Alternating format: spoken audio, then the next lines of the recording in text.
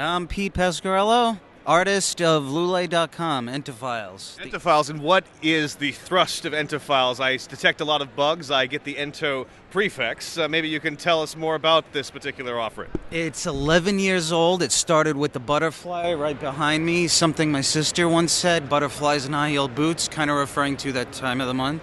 It stuck around for 11 years. We did nothing with it. And then quite recently, only 6 months ago, I started doing all these bugs. She started writing this online webcomic of them interacting.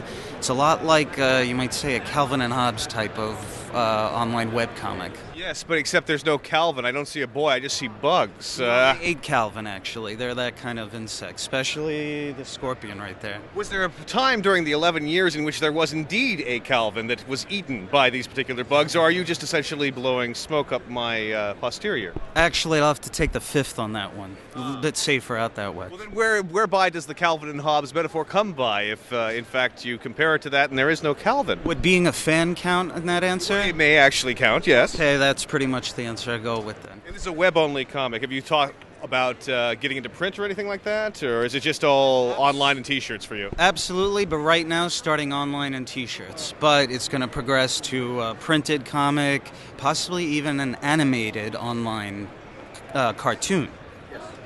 Thought about having a comic on multiple T-shirts, sort of similar to Shelley Jackson's tattoo story. You could do something like that. Like a comic page on the actual shirt. Yeah, you could have essentially 300 different T-shirts, and you have page 1, page 2, or panel 1, panel 2. So they would have to buy actually the succession of T-shirts in order to get the whole story. Or you could essentially hire a bunch of people to buy those particular T-shirts and wear them all at, say, Comic-Con of some sort, and maybe do something like that. But they would have to stand in order if anyone's going to read the story. And for how long?